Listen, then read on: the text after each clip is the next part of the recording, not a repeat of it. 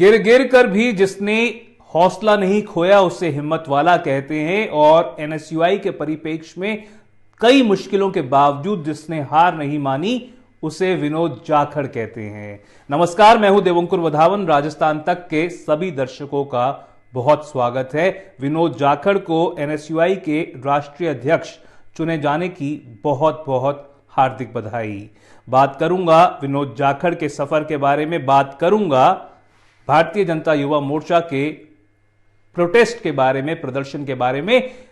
सबसे पहले जिस तरह से विनोद जाखड़ ने यह जीत हासिल की, आप देख सकते हैं विनोद जाखड़ की तस्वीर पीछे। विनोद जाखड़ ने जिस तरह से राजस्थान यूनिवर्सिटी में अपनी पैठ बनाई, जिस तरह से वो एनएसयूआई के प्रदेश अध्यक्ष चुने गए, पहले 17 दिन इस व्यक्ति ने जेल में बिताया। क्यों? क्योंकि जो आरएसएस या एबीवीपी का शस्त्र पूजा का कार्यक्रम था राजस्थान विश्वविद्यालय में, उसका विरोध करने के बाद उनको जेल भेज दिया गया था।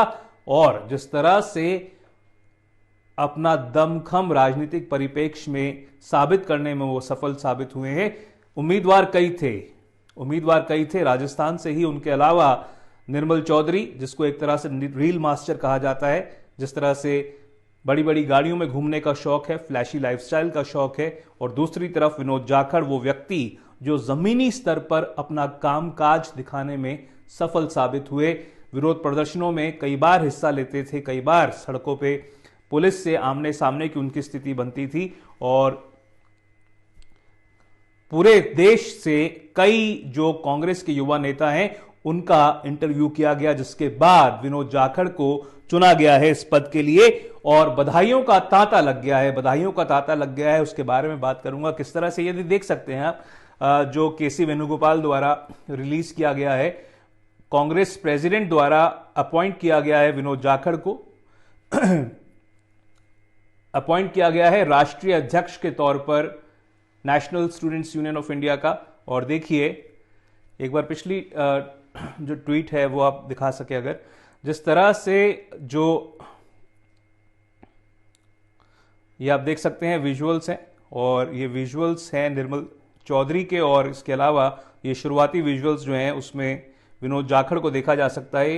ये थोड़े पुराने विजुअल्स हैं और पहले के विजुअल्स हैं, पर दिखाता है कि किस तरह से पॉपुलैरिटी जो है विनोद जाखड़ की पहले थी और अब उनके जो सपोर्टर्स हैं उनको उम्मीद है कि कई गुना उनकी पॉपुलैरिटी जो है वो बढ़ जाएगी, क्योंकि कैनवस जो है वो बड़ा है। और मेहनती रहे हैं शुरुआती दौर से ही, जब उनका स्टूडेंट्स पॉलिटिक्स में एंट्री हुई तब से लेकर अब तक उनकी जो मेहनत है उसमें कोई कोर कसर उन्होंने नहीं छोड़ी।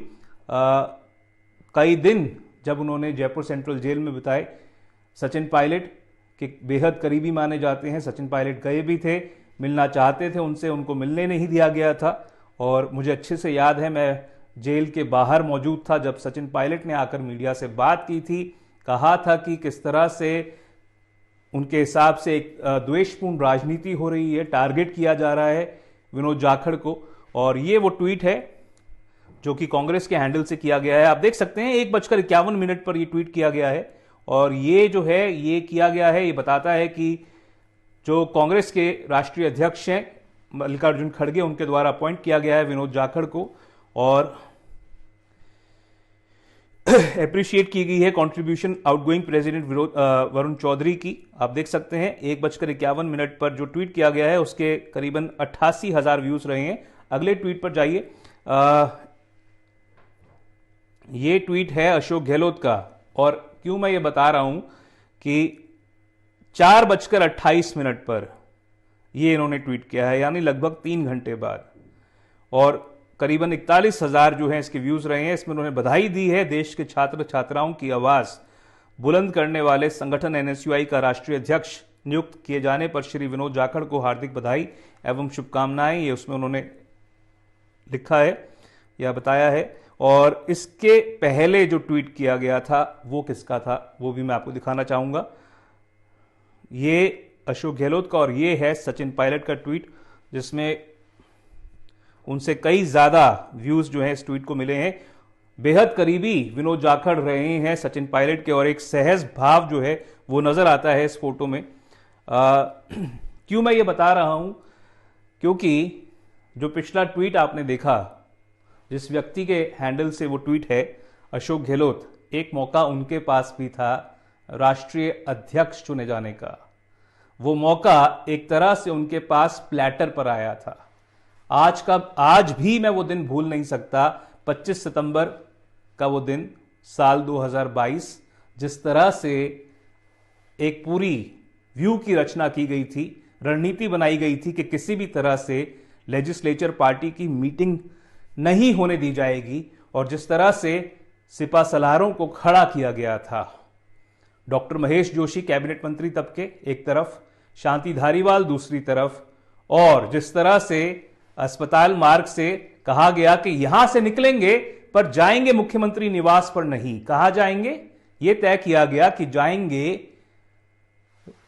राजस्थान विधानसभा के अध्यक्ष डॉक्टर सीपी जोशी के यहां, और कहेंगे कि वो लोग सामूहिक इस्तीफा देने को तैयार हैं।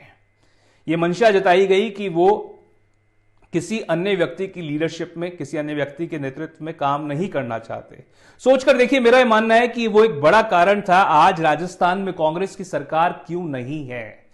अगर ये व्यक्ति जो पिछले ट्वीट में आपने देखा, जिनके द्वारा ट्वीट किया गया था, उस समय तय कर लेते कि वो अपने ईगो को इतना बड़ा नहीं रखेंगे, अपने अहंकार कितनी नहीं सुनेंगे, और जिस तरह से कांग्रेस का राष्ट्रीय कमान चाह रहा था, आला कमान चाह रहा था कि वो चले जाएं, ये व्यक्ति चले जाएं दिल्ली, राजस्थान से शिफ्ट कर जाएं और वहां पर कमान संभालें, वहां पर पार्टी को मजबूती दें, यहां से चले जाएं, दिल्ली में भाजपा को कड़ी टक्कर दें, पर इनके ख्यालात शायद कुछ और ही थे।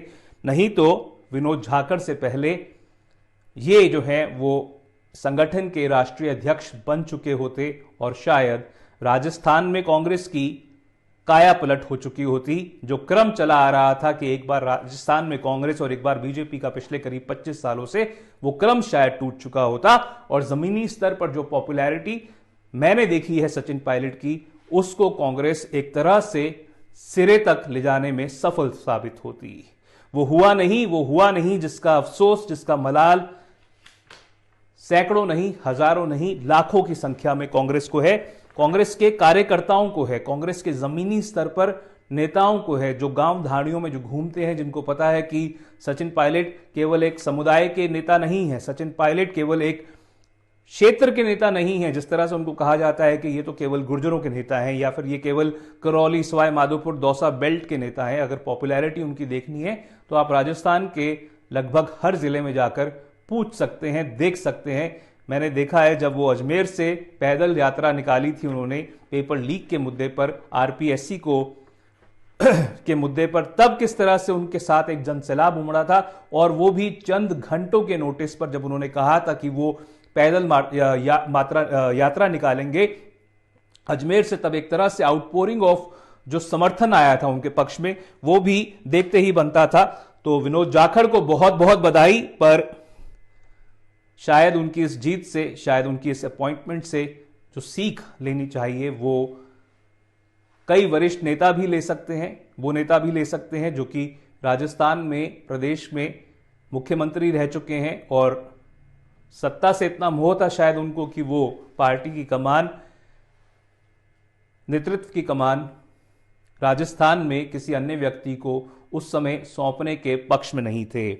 सचिन पायलट का विनोद जाखड़ से जो संबंध रहा है वो बेहद आत्मीयता का रहा है, उनको उन्होंने काफी समर्थन किया है। अक्सर विनोद जाखड़ जो हैं उनको अपना नेता बताते हुए थकते नहीं हैं, कई बार वो देखे गए हैं सचिन पायलट से मार्गदर्शन लेते हुए, उनसे गाइडेंस प्राप्त करते हुए, उनसे बात करते हुए, और जिस तरह से अब उनके पास एक बड़ा कैनवस आया है।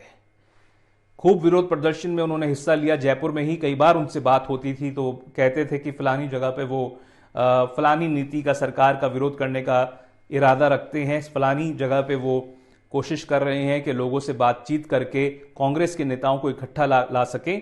पर भले ही वो भर्ती परीक्षाएं हो, भले ही वो कैंपस के मुद्दे हो, भले ही वो किस तरह से कांग्रेस आगे की अपनी रूपरेखा प्लान करती है, पेपर लीक का मुद्दा हो, शिक्षा नीति हो, अलग अलग जगहों पर एनएसयूआई को अगर उसको ग्रो करवाना है कांग्रेस को, तो उसके लिए क्या कुछ वो रोड मैप तैयार कर सकते हैं। कैनवस काफी बड़ा हो गया है उनके लिए, काम काफी बड़ा हो गया है, रिस्पॉन्सिबिलिटी जो है वो काफी बढ़ गई है, और अगर वो अपने आप को सफल और सक्षम साबित कर पाते हैं तो उनके लिए एक सुनहरा राजनीतिक भविष्य जो है वो कहीं ना कहीं इंतजार कर रहा है।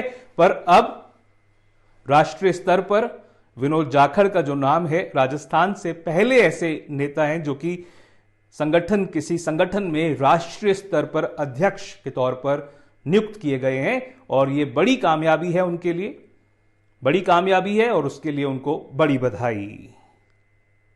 इसके बाद मैं बात करना चाहूंगा किस तरह से भाजपा कल से विरोध करने में जुटी हुई है। विरोध करने में जुटी हुई है भाजपा के अलग अलग नेता। किस तरह से कांग्रेस के या यूथ कांग्रेस के कार्यकर्ताओं ने नई दिल्ली में इंटरनेशनल आर्टिफिशियल इंटेलिजेंस समिट के दौरान विरोध प्रदर्शन किया, अपने कपड़े उतारकर, अपनी कमीजें उतारकर, अपने अर्धनग्न अवस्था में जिस तरह से उन्होंने वहां पर प्रोटेस्ट किया, उसको लेकर भाजपा का कहना है कि ये देश की बेइज्जती करने की कोशिश की गई है, और उसको लेकर आज जयपुर में देश की कई जगहों पर विरोध हुआ है। जयपुर में भी विरोध हुआ है, आप देख सकते हैं। ये भारतीय जनता युवा मोर्चा के जो कई कार्यकर्ता हैं, किस तरह से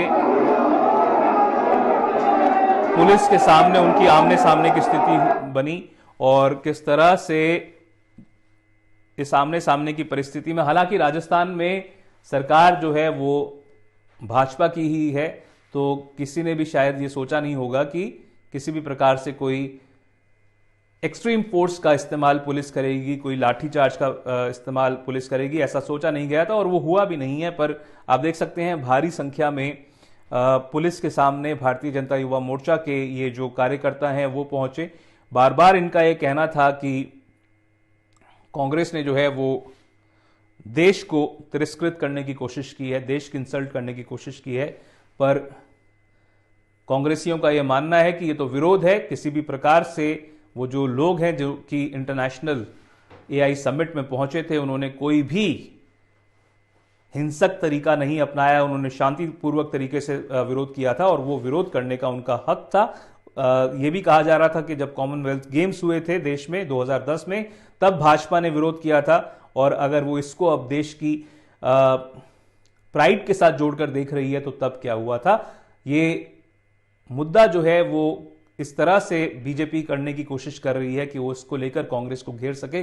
जिस तरह से एआई समिट को लेकर कई प्रकार की बातें कही जा रही थी, जिस तरह से एक निजी यूनिवर्सिटी की वजह से कहा जा रहा था कि चाइना को ये मौका मिल गया ये कहने का कि जो चाइना में रोबोडॉग डेवलप किया गया था उसको एक इंडिया की निजी यूनिवर्सिटी अपना बताने की कोशिश कर रही थी या अपने द्वारा डेवलप करने की कोशिश कर रही थी, उसको लेकर जिस तरह से किरकरी हुई थी,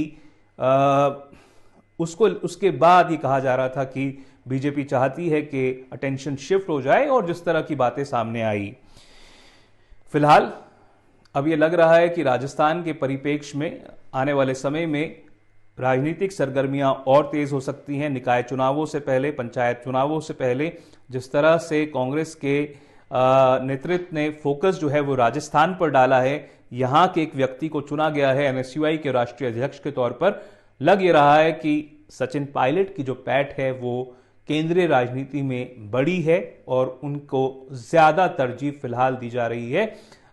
भले ही वो राहुल गांधी के द्वारा जिस तरह से एक पैनी नजर रखी जा रही थी कि किस व्यक्ति को एनएसयूआई के राष्ट्रीय अध्यक्ष के तौर पर अपॉइंट किया जाए, और साफ तौर पर उसमें कहीं ना कहीं अगर फीडबैक ली गई है तमाम नेताओं से जो कि राष्ट्रीय स्तर पर कांग्रेस के नेता हैं, नोन नेता हैं राजस्थान से, तो लग ये रहा है कि साफ तौर पर इसमें जिस तरह से विनोद जाखड़ ने जमीनी स्तर पर आरएसएस का विरोध किया, एबीवीपी का विरोध किया, जिस तरह से वो लंबे समय से यहां पर छात्र राजनीति से जुड़े हुए रहे हैं, और कहीं ना कहीं एक फीडबैक अगर दी गई होगी तो सचिन पायलट के द्वारा जिस तरह से उनका जमीनी स्तर पर आंदोलन में हिस्सा लेना रहा और उनके बारे में पॉजिटिव फीडबैक गई है, उसकी वजह से, उन तमाम कारणों से विनोद जाखड़ को ये बड़ी कामयाबी हासिल हुई है और उनके आगे एक बड़ा दायित्व, एक बड़ी जिम्मेदारी फिलहाल है, जिसको वो अगर निभाते हैं तो आने वाले समय के